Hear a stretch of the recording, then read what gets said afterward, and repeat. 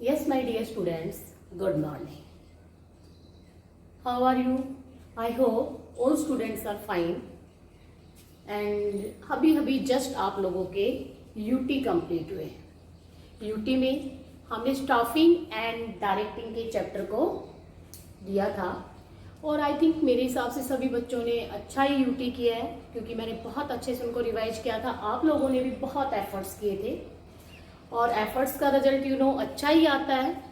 तो अभी भी आप बेटा ऐसे ही एफर्ट्स करते रहें क्योंकि पता है कभी भी इस टाइम में किसी को भी नेगेटिव होने की ज़रूरत नहीं है क्योंकि नेगेटिविटी कहीं ना कहीं आपकी परफॉर्मेंस को डाउन करती है. हमेशा ऑलवेज पॉजिटिव सोचो कि देखो कई बार बच्चे सोचते हैं कि मैंने तो यार इतना एफर्ट्स किया लेकिन दूसरा बच्चा तो चीटिंग से इतने मेरे बराबर के मार्क्स लेके आ रहे हैं. लेकिन उस सिचुएशन में भी आप लोगों को अपने काबिलियत पर, अपने हार्डवर्क पर कभी भी शक नहीं करना चाहिए क्योंकि आप लोगों को एक बात मैं आज बहुत अच्छे से बता देना चाहती हूँ. हार्डवर्क की ऑलवेज वैल्यू होती है. हार्डवर्क करने वाला पर्सन ऑलवेज अपनी लाइफ में कुछ ना कुछ अचीव करता है. चीटिंग से वन टाइम आप सक्सेस ले सकते हो, वन टाइम आप किसी टेस्ट में टॉप कर सकते हो. बेटा नॉलेज ऐसी चीज होती है, हार्डवर्क ऐसा होता है जो किसी के साथ भी आप अपना शेयर नहीं कर पाओगे. आपने जितना एफर्ट्स अपनी लाइफ में करा है या कर रहे हो उन सब का बेनिफिट आपको आने वाले टाइम में जरूर मिलेगा. अगर आप लोगों को लगता है कि मैं ये सिर्फ एक लेक्चरबाजी या भाषणबाजी आप लोगों के सामने कर रही हूँ, मैं आप लोगों को अपनी लाइफ का एक एग्जाम्पल देती हूँ. देखो कई बार क्या होता है हमें लग जाता है ये चीज़ें यार वो बच्चा तो इतना हार्डवर्क भी नहीं कर रहा उसके बाद भी उसके मार्क्स कैसे आ जाते हैं. लेकिन बेटा आप लोगों को जरूर उसका जो रिजल्ट है वो आने वाले टाइम में मिलेगा. पता है एमकॉम करने के बाद मैंने एक बार नेट और जीआरएफ के लिए मैंने अप्लाई किया. लेकिन है ना जिस टाइम मैं मतलब जिस दिन एग्जाम था तो बेटा क्या हुआ उस दिन कि मैं बाय द वे ऐसा हो गया कि मेरे को ट्रांसपोर्ट की डिले होने की वजह से मैं पेपर में 15 मिनट डिले से पहुंची. बड़ा माइंड अपसेट था और बहुत ज़्यादा टेंशन में थी. एकदम एग्जाम हो क्योंकि मोस्टली बच्चों ने ना 15 से 20 मिनट हो गए थे पेपर करते हुए, तब मेरी एंट्री थी. उसके बाद बहुत सारी फॉर्मेलिटीज होती है वो सारी हमें फुलफिल करनी पड़ती है और मतलब मैं बहुत ज़्यादा टेंशन में थी, डिप्रेस थी और पता नहीं, और वो मेरा पेपर भी बहुत अच्छा सा नहीं हुआ. मैं डिमोरलाइज हो गई थी उस टाइम तो कि यार इतना एफर्ट्स करने के बाद भी देखो पेपर मेरा बहुत अच्छा सा नहीं गया. ठीक है, उसका रिजल्ट आया और रिजल्ट भी नेगेटिव ही था. ठीक है, लेकिन फिर 6 मंथ के बाद फिर आप नेट और जेआरएफ के फिर फॉर्म निकलते हैं. मैंने फिर दोबारा अप्लाई किया और आप लोगों को जान के क्योंकि उस टाइम शायद मेरी मैरिज भी थी और मैंने बहुत अच्छा एफर्ट्स नहीं किया क्योंकि मेरे पास टाइम ही नहीं था. ठीक है, सिर्फ जो मैंने पहले तैयारी की थी उसी तैयारी को 1 वीक मैंने रिवाइज किया था और 1 वीक रिवाइज करके मैंने एग्जाम दिया. और आप लोगों को बेटा ये मैं एक सच बात बता रही हूँ कि उस एग्जाम में मैंने नेट और जेआरएफ दोनों को बहुत अच्छे से क्वालिफाई कर दिया. तो सोचो क्या 1 वीक में आप बहुत अच्छे से तैयारी कर सकते हैं, लेकिन मैंने पहले अच्छे से तैयारी की हुई थी और उसका रिजल्ट कहीं ना कहीं मुझे आने वाले टाइम में जरूर मिलता है. कभी कभी बच्चों को ये नहीं सोचना चाहिए यार हमें तो इतना कुछ आता है. बेटा उसका बेनिफिट आपको आने वाले टाइम में जरूर मिलेगा. सो प्लीज मेरी रिक्वेस्ट है हर बच्चे से, हर बच्चा एफर्ट्स जरूर करे क्योंकि एफर्ट्स का रिजल्ट आप लोगों को अपनी आने वाली लाइफ में पॉजिटिव ही मिलेगा, कभी नेगेटिव. कभी एफर्ट्स वेस्ट नहीं जाते हैं किसी के लिए. ठीक है, so think only in positive way and do more and more hard work. Okay students, let's we start our topic. Okay, chapter 8 and the name of our chapter controlling. You know, controlling is the 5th function of management. Every student know that there are the 5 function of the management: planning, organizing, staffing, directing and controlling. ठीक है, and controlling is the 5th function of management. इसको last function मत बोल देना. आप कभी ये नहीं कह सकते कि कंट्रोलिंग इज द, कई बार 1 मार्क के क्वेश्चन में पूछा जाता है controlling is the last function of the management. You are agree? No, controlling is not the last function of management. Controlling is the 5th function of management क्योंकि controlling के just बाद बेटा planning start हो जाता है. इसलिए हम controlling को मैनेजमेंट का लास्ट फंक्शन नहीं कहते, ये एक नेवर एंडेड फंक्शन है, ठीक है, क्योंकि कंट्रोलिंग के जस्ट बाद फिर हम प्लान लेआउट कर देते हैं, फिर ऑर्गेनाइजिंग, स्टाफिंग, डायरेक्टिंग चलते रहते हैं, इसलिए इनको कॉन्टिन्यूस भी कहा जाता है। उसके बाद हमारा आता है कि भाई what do mean by the controlling, और ये आप लोगों को पता है ये हमारे पार्ट फर्स्ट की लास्ट यूनिट है। उसके बाद हमारा पार्ट 1 कंप्लीट हो जाता है, 50 मार्क्स का काम हमने कवर कर लिया है। जैसे ही हमारा कंट्रोलिंग चैप्टर हो जाता है, इट मीन्स आपने 50 मार्क्स का काम क्या कर लिया, कवर कर लिया। उसके बाद आपका बी पार्ट जो आता है, ठीक है, फाइनेंशियल मैनेजमेंट, वो आपका 30 मार्क्स का आता है, ठीक है। तो what do mean by the controlling, कहता है controlling function is that function of the management in which we do the comparison of actual work with standard work and also identify some deviation, and for removing of all these deviation we should take the correct action. This function is called the controlling function. कहता है controlling function management का वो function होता है जिसमें हम actual का standard से कंपैरिजन करते हैं, डेविएशन आइडेंटिफाई करते हैं और फिर उस डेविएशन को रिमूव करने के लिए क्या लेते हैं, करेक्ट एक्शन लेते हैं। और करेक्ट एक्शन क्यों लिया जाता है, ताकि आपका एक्चुअल वर्क जो है वो स्टैंडर्ड के क्लोज आ जाए। सो इसकी डेफिनेशन आप दोनों तरीके से दे सकते हो, ठीक है। एक तो मैंने आप लोगों को अभी बताया कि controlling means that function of the management in which we do the comparison of actual work with standards and identify some deviations. For removing of all these deviations we should take correct action, that function is called the controlling. या फिर एक simple सी definition है, to bring the actual result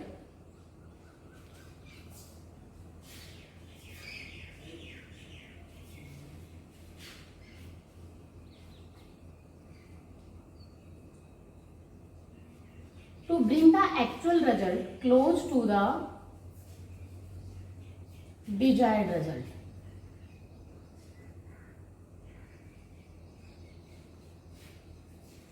actual result को desired result के close लाना ही controlling है। वो जो डेफिनेशन मैंने फर्स्ट वाली बताई है वो भी इसी से ही कोरिलेट है, क्योंकि वहां पर भी एक्चुअल और स्टैंडर्ड का कंपैरिजन करते हो, डेविएशन आइडेंटिफाई करते हो और डेविएशन को रिमूव करने के लिए जो आप एक्शन ले रहे हो उस एक्शन का मेन मोटिव क्या है बेटा, कि आपकी एक्चुअल परफॉर्मेंस को किसके क्लोज लाया जाए, डिजायर्ड परफॉर्मेंस के क्लोज लाया जाए। क्यों लाया जाए, ताकि आप अपना गोल अचीव करो। तो इसी को ही क्या बोला जाता है, कंट्रोलिंग फंक्शन बोला जाता है, कि to bring the actual result close to the desired result is called control. उसके बाद मैंने आप लोगों को बता ही दिया भाई कंट्रोलिंग कभी भी आप लास्ट फंक्शन नहीं है, ये नेवर एंडिंग फंक्शन है, क्योंकि कंट्रोलिंग के जस्ट बाद आप प्लानिंग स्टार्ट कर देते हो। तो देयर आर स्कोप आता है। उसके बाद हमारा नेक्स्ट टॉपिक आता है स्कोप। कहता है कंट्रोलिंग का स्कोप बहुत वाइडर होता है।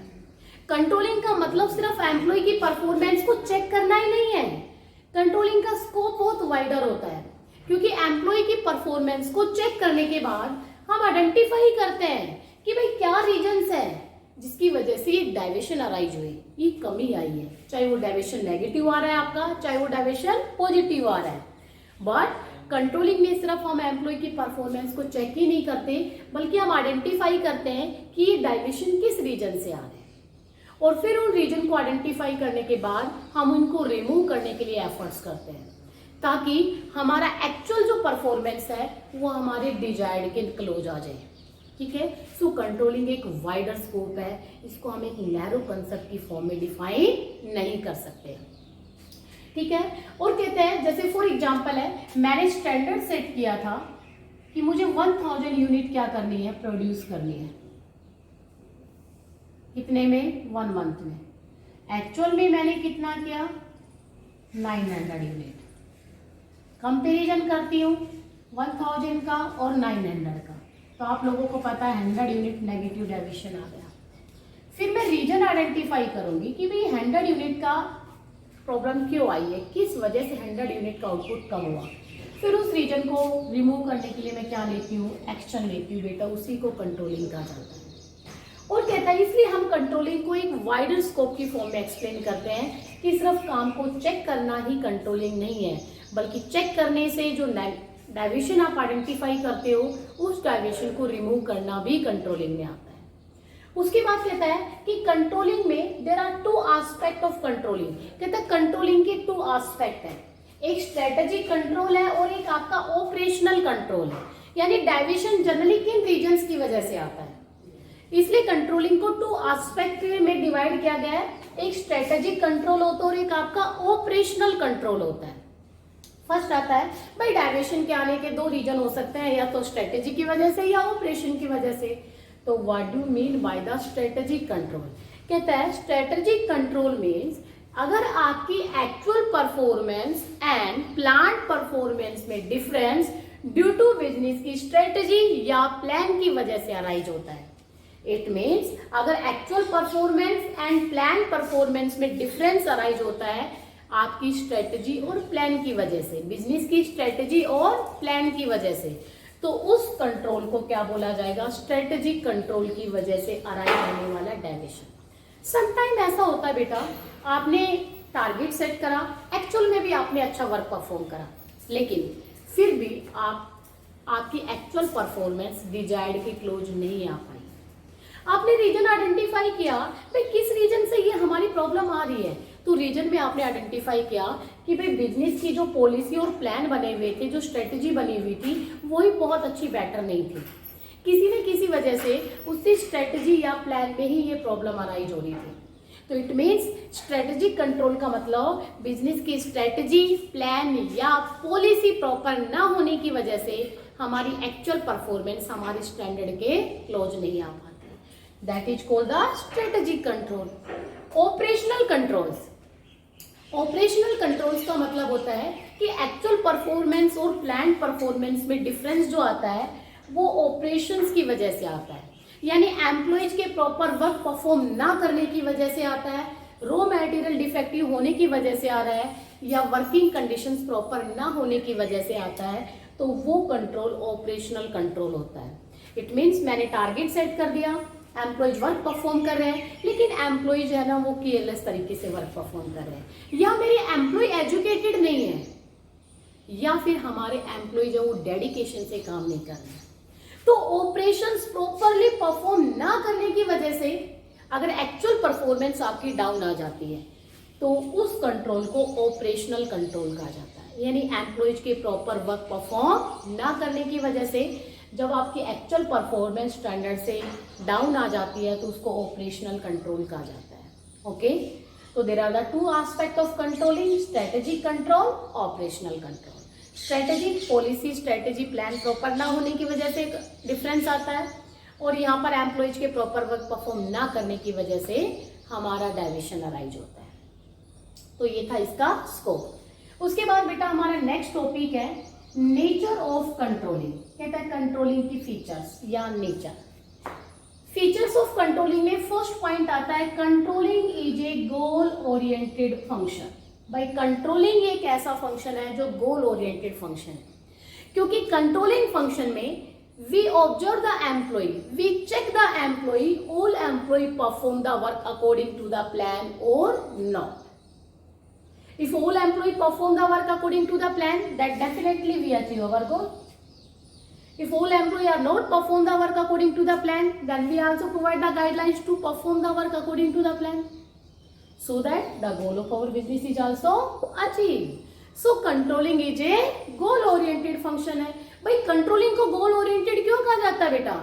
इसलिए कहा जाता है क्योंकि कंट्रोलिंग में हम चेक करते हैं एम्प्लॉयज को कि वो गोल को अचीव करने के लिए प्रॉपर प्लान के अकॉर्डिंग वर्क परफॉर्म कर रहे हैं या नहीं कर रहे हैं, तो well and good goal achieve ही हो जाएगा। नहीं कर रहे तो उनको गाइडलाइंस देके गोल के अकॉर्डिंग वर्क परफॉर्म करने के बारे में बोला जाता है ताकि गोल हमारा क्या हो जाए, अचीव। इसलिए कंट्रोलिंग एक गोल ओरिएंटेड फंक्शन है।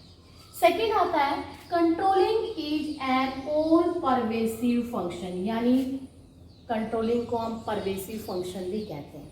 परवेसिव बेटा आपने देखा होगा हर फंक्शन की फीचर है, परवेसिव एंड कॉन्टिन्यूस। आप ऑलवेज परवेसिव एंड कॉन्टिन्यूस को फीचर्स में ही मेंशन करना, कभी इंपॉर्टेंस में इनके कोई रोल नहीं होता। कहता कंट्रोलिंग को हम एक परवेसिव फंक्शन कहते हैं क्योंकि we perform the controlling function in every level. Top level भी कंट्रोलिंग फंक्शन परफॉर्म करता है, क्योंकि मिडल या होल ऑर्गेनाइजेशन को वो कंट्रोल करता है, चेक करता है। मिडल लेवल अपने डिपार्टमेंट के एम्प्लॉइज को चेक करता है, लोअर लेवल है वो वर्कर्स की कंट्रोलिंग करता है। तो इसका मतलब हर लेवल कंट्रोलिंग फंक्शन को परफॉर्म कर रहा है। एवरी ऑर्गेनाइजेशन कंट्रोलिंग फंक्शन को परफॉर्म करता है, ठीक है, चाहे प्रॉफिट अर्न करने वाला ऑर्गेनाइजेशन है, चाहे सर्विस प्रोवाइड करने वाला ऑर्गेनाइजेशन है, हर ऑर्गेनाइजेशन कंट्रोलिंग फंक्शन को परफॉर्म करता है। और चाहे आपका घर है, क्या आपकी मदर आपके ऊपर कंट्रोलिंग नहीं करती है? वो भी चेक करती है। भाई आजकल आप लोग क्या कर रहे हो, इलेक्ट्रॉनिक मीडिया यूज कर रहे हो स्टडी करने के लिए, तो भी आपकी मदर आपको चेक करती है क्या आप प्रॉपर स्टडी कर रहे हो, नहीं कर रहे, कहीं आप कोई दूसरी चीज़ या सोशल मीडिया तो यूज नहीं करने लगे, क्या आप प्रॉपर अपना लेक्चर ही सुन रहे हो और कुछ और देख रहे हो। वो भी ऑब्जर्वेशन करती है, वो भी चेक करती है। इट मीन्स वहां पर भी कंट्रोलिंग फंक्शन परफॉर्म हो रहा है। यस या नो? यस। तो it means controlling function to every organisation, every level, every place पर परफॉर्म होता है, इसलिए इसको परवेसिव फंक्शन कहा जाता है। उसके बाद आता है controlling is both backward looking भी होता है controlling, as well as forward looking भी होता है। यानी कंट्रोलिंग फंक्शन को हम backward as well as forward looking कहा जाता है। फर्स्ट आता है controlling is backward looking, it means controlling पीछे देखता है। कहता कंट्रोलिंग, ध्यान से सुना बैकवर्ड और फॉरवर्ड का, कहता controlling is backward looking because in controlling we do the comparison of actual work with standard and identify some deviations, but the standards are determinate in past, so we can say that controlling is backward looking. If the standard are not determinate, then we can't do the comparison, we can't identify our actual performance is less or more. Okay, so controlling is backward looking. Simple सा एक reason बताना है आप लोगों को, कोई घुमा फिरा के बात बोलने की जरूरत नहीं है। कंट्रोलिंग बैकवर्ड लुकिंग है क्योंकि कंट्रोलिंग में आप एक्चुअल का स्टैंडर्ड से कंपैरिजन करते हैं, डेविएशन आइडेंटिफाई करते हैं, बट वो डेविएशन जो आप आइडेंटिफाई कर रहे हो और उसको रिमूव करने का जो एक्शन लोगे, तो बेटा उसके लिए जो स्टैंडर्ड डिटर्मिनेट हुए थे कंट्रोलिंग के लिए, वो कब डिटर्मिनेट हुए थे? पास्ट में। स्टैंडर्ड कब डिटर्मिनेट हुए थे? पास्ट में। इसलिए कंट्रोलिंग को हम क्या बोलते हैं? बैकवर्ड लुकिंग बोलते हैं। फिर कंट्रोलिंग फॉरवर्ड लुकिंग भी होती है, बिकॉज इन कंट्रोलिंग में आप एक्चुअल स्टैंडर्ड का कंपैरिजन करते हो, डेविएशन आइडेंटिफाई करते हो, और बेटा उस डेविएशन को रिमूव करने का जो आप एक्शन लेते हो वो कब लेते हो? फ्यूचर में। क्या आज मैंने कंपैरिजन करा, देखो स्टैंडर्ड डिटर्मिनेट कर दिए पास्ट में, इसलिए बैकवर्ड हो गया। आज मैं कंपैरिजन कर रही हूँ, डेविएशन आइडेंटिफाई कर रही हूँ, लेकिन उस डेविएशन को रिमूव करने का एक्शन मैं कब लेती हूँ? पास्ट, फ्यूचर में लेती हूँ, सॉरी, रिमूव करने का एक्शन कब लेती हूँ? फ्यूचर में। सो कंट्रोलिंग को क्या बोला जाएगा? फॉरवर्ड लुकिंग बोला जाएगा। क्लियर? उसके बाद नेक्स्ट आता है हमारी controlling is a continuous function. बेटा एक बात आप लोग अच्छे से सुन लो, कंट्रोलिंग एक नेवर एंडिंग फंक्शन है जिसका कभी एंड नहीं होता, कॉन्टिन्यूअस परफॉर्म किए जाने वाला फंक्शन है। क्यों?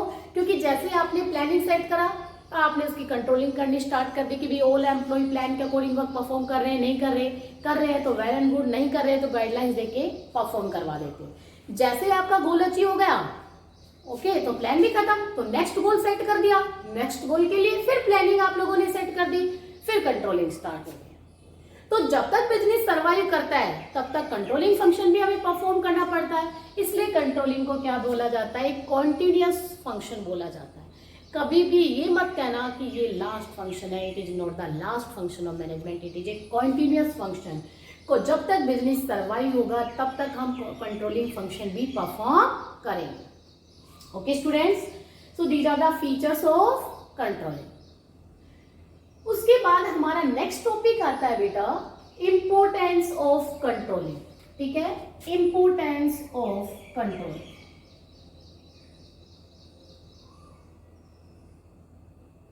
कंट्रोलिंग से हमें क्या क्या बेनिफिट मिलते हैं? फर्स्ट जो इंपोर्टेंस का पॉइंट है, हेल्प्स इन अचीविंग ऑर्गेनाइजेशनल गोल, कि कंट्रोलिंग हमारे ऑर्गेनाइजेशनल गोल को अचीव करने में भी हेल्प करती है। देखो मैनेजमेंट के 5 फंक्शन है, planning, organising, staffing, directing and controlling, 5 है। अगर आपसे कभी 1 मार्क के क्वेश्चन में ये पूछा जाता है which function of the management is also provide the help for achieving the organisational goal, management का कौन सा फंक्शन है जो गोल को अचीव करने में हेल्प करता है, तो बच्चा बड़ा कंफ्यूज हो जाता है। यार प्लानिंग भी गोल को अचीव करने में हेल्प करती है, ऑर्गेनाइजेशन भी, ऑर्गेनाइजिंग फंक्शन भी, स्टाफिंग भी, डायरेक्टिंग, सारे फंक्शन करते, कोई भी लिख दो, लेकिन आप हर फंक्शन की इम्पोर्टेंस को ध्यान से देखो। किसी भी फंक्शन की इम्पोर्टेंस में ये नहीं लिखा हुआ कि ये फंक्शन ऑर्गेनाइजेशन के गोल को अचीव करने में हेल्प करता है एक्सेप्ट प्लानिंग। प्लानिंग में ये चीज लिखी हुई है सिर्फ, सॉरी कंट्रोलिंग में ये पॉइंट लिखा हुआ है। आप एक बार चेक करना, मैं जो आपको बता रही हूँ उस चीज को बुक में कि भाई किस फंक्शन की इम्पोर्टेंस में ये लिखा हुआ है कि ये फंक्शन हमारे ऑर्गेनाइजेशन के गोल को अचीव करने में हेल्प करता है, ओनली और ओनली कंट्रोलिंग। बाकी किसी फंक्शन की इम्पोर्टेंस में ये मेंशन नहीं है। सो एक 1 मार्क के क्वेश्चन में कई बार पूछा जाता है, आप इस पे प्रॉपर अटेंशन दें, ठीक है। तो कंट्रोलिंग, अब मैं एक्सप्लेनेशन देती हूँ। Controlling function is also provide the help for achieving the organisational goal, because in controlling function we check all employees perform the work according to the plan or not. If the employees are perform the work according to the plan, then well and good, definitely our organization goal achieve हो जाएगा. But if employees are not perform the work according to the plan, then we should provide the proper guidelines. ठीक है, हम उनको proper guidelines और instruction issue करते हैं कि you perform the work according to that manner, so that the organization goal of our business is also achieved. इसलिए controlling function हमारे गोल को अचीव करने में क्या करता है, हेल्प करता है। क्यों करता है? क्योंकि एक बात मैं आप लोगों को बता देती हूँ बेटा, जो अदर फंक्शन है मैनेजमेंट के, ठीक है, अगर हमने प्लानिंग बना ली तो प्लान तो एक पेपर वर्क हो गया, अगर उस पेपर वर्क को मैंने रियलिटी में कन्वर्ट नहीं करा तो उस प्लान की कोई वैल्यू नहीं है। कंट्रोलिंग फंक्शन ही ऐसा फंक्शन है जो हमारे उस प्लानिंग को रियलिटी में कन्वर्ट करने में क्या करता है, हमारी हेल्प करता है। क्योंकि कंट्रोलिंग में हम चेक करते हैं कि सभी एम्प्लॉय प्रॉपर प्लान के अकॉर्डिंग वर्क परफॉर्म कर रहे हैं या नहीं, इसलिए ये ऑर्गेनाइजेशन के गोल को अचीव करने में क्या कर रहा है, हेल्प कर रहा है। सेकेंड आता है judging accuracy of standards. Judging accuracy of standards में आता है कि कंट्रोलिंग फंक्शन की हेल्प से हम स्टैंडर्ड्स की एक्यूरेसी को जज करते हैं कि अवर स्टैंडर्ड्स आर एक्यूरेट और not. With the help of controlling function, we also check our standards are accurate or not. Sometimes, if our standards are not accurate, then we can change our standards according to environmental change. ये तो लिखने की बात होगी, समझने में कैसे समझोगे? कहते हैं कंट्रोलिंग फंक्शन की हेल्प से हम ये चेक करते हैं कि जो हमने स्टैंडर्ड डिटरमिनेट करे हैं वो बिल्कुल हमारे एक्यूरेट है या नहीं है। फिर आप सोचोगे मैडम ऐसे कैसे पता चलेगा हमारे स्टैंडर्ड एक्यूरेट है या नहीं? एक बात बताओ, मैंने टारगेट सेट करा कि भाई मेरे को 12th में क्या करनी है, 99% लेनी है, 98% लेनी है, मेरा टारगेट है। मैंने उसके अकॉर्डिंग एफर्ट्स भी कर दिए, बहुत एफर्ट्स कर रही हूँ, बहुत हार्डवर्क कर रही हूँ, मेरा बहुत सही काम चल रहा है, बट फिर भी मेरे 98% या 99% नहीं आती है। फिर मैं रीजन आइडेंटिफाई करती हूँ, भाई किस रीजन से मेरी ये परसेंटेज नहीं आई है, और आपको कोई रीजन आइडेंटिफाई नहीं होता, सब वेल एंड गुड चला था, बहुत अच्छे से टीचर्स ने या खुद ने आपने एफर्ट्स करा था, फैमिली भी बहुत कोऑपरेटिव थी, किसी टाइप का कोई प्रॉब्लम नहीं था और आपने भी बहुत एफर्ट्स करे, तो आपने यही माना होगा कि भाई ये स्टैंडर्ड मैंने अपने कैपेसिटी से ज़्यादा हाई डिटरमिनेट कर दिया। या कई बार आपने स्टैंडर्ड इतना लो डिटरमिनेट कर दिया कि विदाउट एफर्ट से आपने अचीव कर लिया, इट मीन्स आपका स्टैंडर्ड ये एक्यूरेट नहीं है, क्योंकि जब बहुत एफर्ट्स करने के बाद भी आपको कोई रीजन, कोई कमी नजर नहीं आती है और फिर भी आपका गोल अचीव नहीं हो पाता है और एनवायरमेंटल चेंज भी नहीं आया, कोई एक्सटर्नल एनवायरमेंटल चेंज भी नहीं आया, कुछ भी ऐसा नहीं हुआ, फिर भी आपने अचीव नहीं करा, तो बेटा इसका मतलब you determinate high standard according to your capacity. आपने अपनी कैपेसिटी से ज्यादा बड़ा स्टैंडर्ड डिटरमिनेट कर दिया, तो फिर क्या करोगे, यू चेंज दैट स्टैंडर्ड।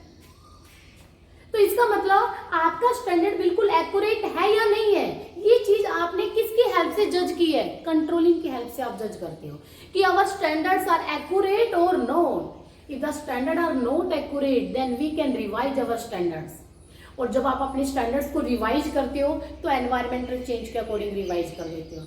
कई बार बेटा एनवायरमेंटल में चेंज आता है, हम एफर्ट्स भी कर रहे हैं फिर भी हमारा स्टैंडर्ड अचीव नहीं हो पाता है, तो आप अपने एनवायरमेंटल चेंज के अकॉर्डिंग स्टैंडर्ड को चेंज कर देते हो।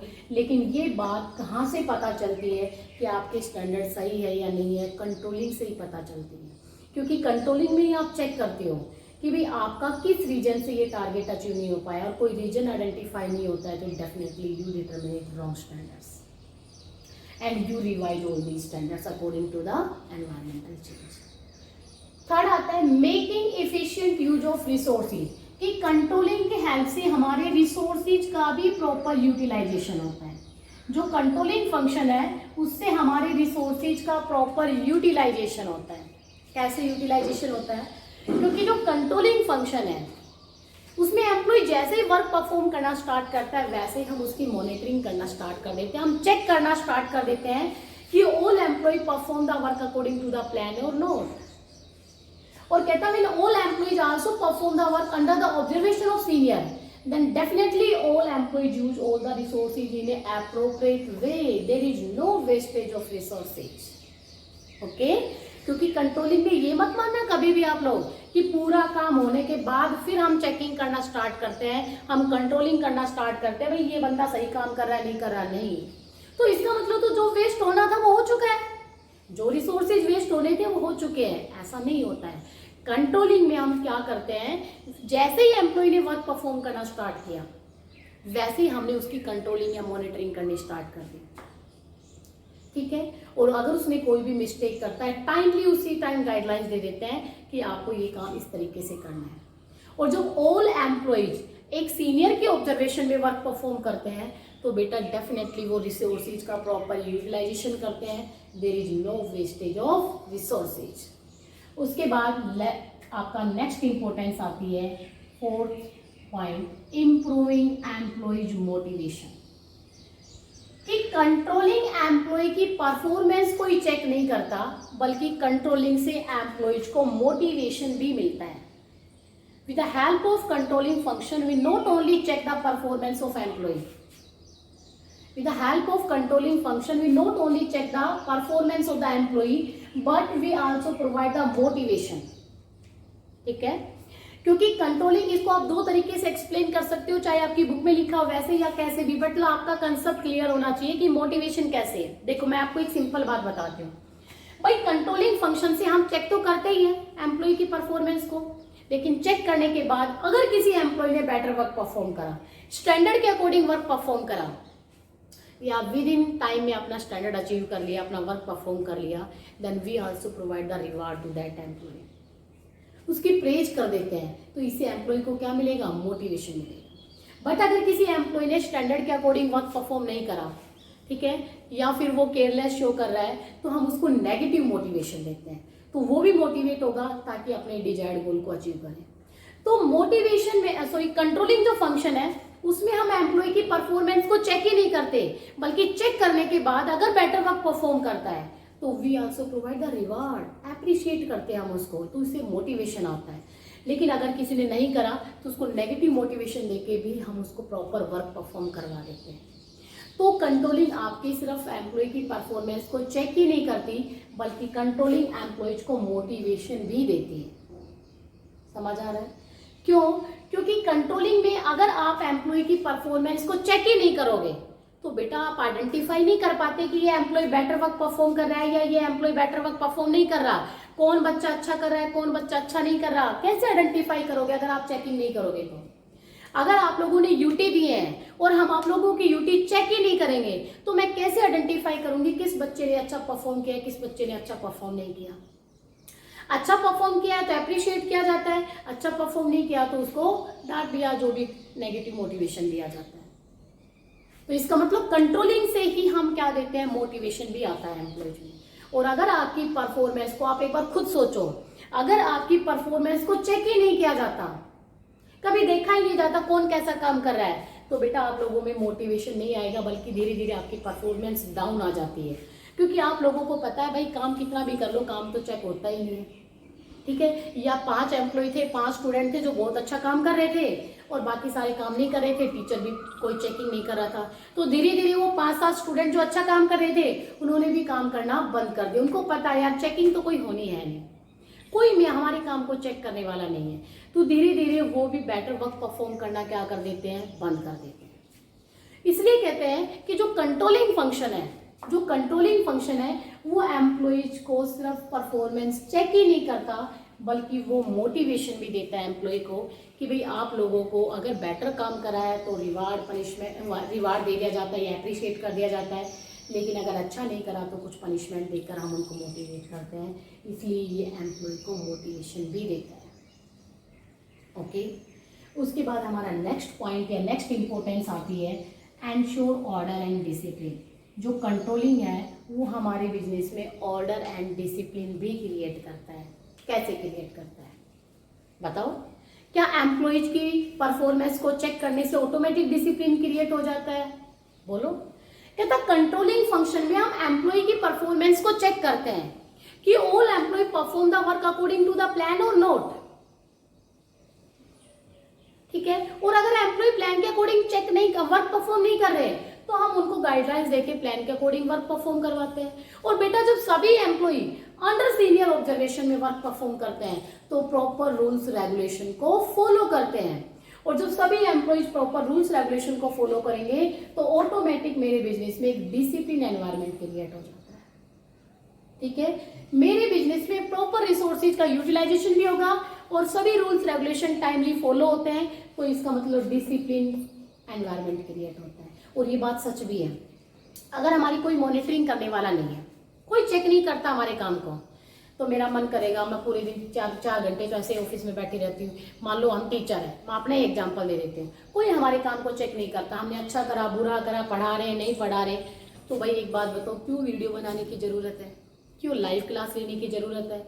क्यों करने की? फिर सोचते हैं अरे क्या है 4 चैप्टर है, ठीक है इस यूटी में 2 आएंगे, भाई ठीक है आपकी यूटी के जो 5 दिन बचेंगे दोनों चैप्टर लाइव क्लास के थ्रू पढ़ा देंगे। जिनका ज्वाइन होगा बहुत अच्छी बात है, नहीं ज्वाइन होगा तो आप लोग खुद देखिए। काम तो वही 2 चैप्टर हो गया, क्या एक अच्छा रिजल्ट आ पाएगा? नहीं। सेम यही है, क्यों? काम तो मैंने वहां पर भी वही 2 चैप्टर कराए हैं जो यूटी में आएंगे, अब भी वही 2 चैप्टर कराने हैं, लेकिन अब रेगुलरिटी में काम हो रहा है, एक सिस्टमेटिक तरीके से हो रहा है, रूल्स प्रॉपर फॉलो हो रहे हैं, डिसिप्लिन क्रिएट हो रहा है। लेकिन वहां पर भी वो 2 चैप्टर होंगे जिसमें मैं 10-12 दिन तो यानी 15 दिन में फ्री बैठती हूँ और 10 दिन में मैं 2 चैप्टर करा देती हूँ बच्चों को। तो वहां पर भी क्या हो रहा है, काम तो हो रहा है लेकिन सिस्टमेटिक वे से नहीं होता, और सिस्टमेटिक वे से नहीं होता तो रिजल्ट नहीं आता है। कहता है कि बेटा कंट्रोलिंग में हम एम्प्लॉय की परफॉर्मेंस को चेक करते हैं। सभी एम्प्लॉय सीनियर की ऑब्जर्वेशन में वर्क परफॉर्म करते हैं, और सीनियर की ऑब्जर्वेशन में वर्क परफॉर्म करेंगे तो प्रॉपर रूल्स रेगुलेशन को क्या करते हैं, फॉलो करते हैं, और रूल्स रेगुलेशन फॉलो होगा तो प्रॉपर डिसिप्लिन एनवायरनमेंट क्रिएट होता है। Facilitates coordination in action. Facilitates coordination in action. बहुत बार बच्चों को इस पॉइंट में प्रॉब्लम आती है कि कोऑर्डिनेशन जो है या जो कंट्रोलिंग है वो कैसे एक्शन में कोऑर्डिनेशन की फैसिलिटी देती है। कहते हैं कंट्रोलिंग जो फंक्शन है उसमें हम सभी डिपार्टमेंट की एम्प्लॉय की परफॉर्मेंस को चेक करते हैं, और कहते हैं जब सभी डिपार्टमेंट की एम्प्लॉय की परफॉर्मेंस सिमिलर फॉर्म में चेक होती है तो ऑटोमेटिक सभी डिपार्टमेंट्स में कोऑर्डिनेशन क्रिएट हो जाता है। ऑटोमेटिक सभी डिपार्टमेंट्स में क्या क्रिएट होगा, कोऑर्डिनेशन, यूनिटी क्रिएट हो जाती है। क्योंकि कंट्रोलिंग फंक्शन में हम किसी एक डिपार्टमेंट की परफॉर्मेंस को चेक नहीं करते। अगर हम किसी एक डिपार्टमेंट की परफॉर्मेंस को चेक करेंगे तो बाकी सारे डिपार्टमेंट्स जेलसी करेंगे, ठीक है, या वो डिपार्टमेंट अदर से जेलसी करेगा, यार इन लोगों की तो परफॉर्मेंस चेक होती नहीं, हमेशा मेरी परफॉर्मेंस चेक होती है, तो इससे वेरियस डिपार्टमेंट्स में डिस्प्यूट अराइज हो जाता है। लेकिन कंट्रोलिंग में तो सभी डिपार्टमेंट्स की परफॉर्मेंस इक्वल फॉर्म में चेकिंग होती है, इसलिए कंट्रोलिंग उन सभी डिपार्टमेंट्स की एक्शन में यूनिटी क्रिएट करती है, कोऑर्डिनेशन क्रिएट करती है, ताकि स्मूथली वर्क परफॉर्म हो और ऑर्गेनाइजेशन का गोल अचीव हो। ये बात आप अपने ऊपर भी एग्जाम्पल पे सेट कर सकते हो। अगर आपकी क्लास में 5 बच्चे हैं जिनको टीचर जाते ही खड़ा करता है, बताओ क्या काम करके लाए, चेक किया, होमवर्क ये वो, डेली उन्हीं बच्चों को, बाकी क्लास जो 40 बच्चे बैठे उनको देखना ही है, उन्हीं 5 बच्चों से, तो वो 5 बच्चे क्या सोचेंगे, यार ये टीचर तो मेरे पीछे पड़ गया, यार ये टीचर तो बड़ा परेशान कर रहा है हमें, ठीक है, उनके दिमाग में ये चीज आती है। नेगेटिव थिंकिंग आती है। क्यों? क्योंकि आप सबके साथ इक्वल ट्रीटमेंट नहीं कर रहे हैं, तो ऑब्वियस बात है उनके अंदर नेगेटिविटी आएगी। तो क्या वो 5 आप लोगों के साथ कोऑर्डिनेशन क्रिएट कर पाएंगे? क्या यूनिटी क्रिएट कर पाएंगे? चाहकर भी नहीं क्रिएट कर पाते, बिकॉज उनका माइंड ऑल नेगेटिव सेट हो चुका आप लोगों के लिए। लेकिन अगर टीचर 45 के 45 स्टूडेंट से इक्वल ट्रीटमेंट कर रहा है, सबकी परफॉर्मेंस चेकिंग करता है, चाहे इंटेलिजेंट बच्चा उसको भी उतनी पनिशमेंट मिलती है जितनी वीक वाले को मिलती है। इंटेलिजेंट वाला बच्चा सोचेगा उस टाइम तो एक बार कि यार मैं तो डेली काम करता हूँ, आज ही नहीं किया, आज भी मेरे को टीचर ने पनिशमेंट दे दिया। लेकिन जब वो उस टीचर की स्टेज पे आएगा तब उसको ये चीज जरूर रियलाइज होगी कि यार ठीक था, मैं भी तो उन्हीं बच्चों के बराबर हूँ, मुझे भी तो वही इक्वल ट्रीटमेंट मिलना चाहिए जो बाकी को है। ठीक है, क्योंकि टीचर तो कभी पार्शलिटी करता ही नहीं है। तो इससे कोऑर्डिनेशन क्रिएट होता है, एक अच्छी बॉन्डिंग क्रिएट होती है वेरियस एम्प्लॉइज स्टूडेंट्स में। सेम यही है कि कोऑर्डिनेशन ना कंट्रोलिंग में किसी वन डिपार्टमेंट की परफॉर्मेंस को हम चेक नहीं करते, बल्कि कंट्रोलिंग में हम सभी डिपार्टमेंट के एम्प्लॉय की परफॉर्मेंस को चेक करते हैं सिमिलर फॉर्म में। इसलिए सभी डिपार्टमेंट्स टाइमली एक दूसरे को कोऑपरेट करते हैं और उनमें यूनिटी क्रिएट हो जाती है ताकि ऑर्गेनाइजेशन का गोल अचीव हो जाए। तो जो कंट्रोलिंग है वो वेरियस डिपार्टमेंट्स के एक्शन में यूनिटी क्रिएट करने में भी क्या करता है, हमारी हेल्प करता है। सो स्टूडेंट्स, ये थी कंट्रोलिंग की इंपॉर्टेंस। ठीक है, सो आज की इस वीडियो में मैंने आपको कंट्रोलिंग का मीनिंग, उसका स्कोप, उसकी नेचर एंड उसकी इंपॉर्टेंस, आई होप आप लोगों को ये टॉपिक बहुत अच्छे से अंडरस्टैंड हो गया होगा। फिर भी किसी स्टूडेंट को कोई भी डाउट है, ठीक है, तो प्लीज वो जरूर मैसेज के थ्रू अपने डाउट सेंड करें, ठीक है, या कॉल भी कर सकते हो। Thank you students, have a nice day.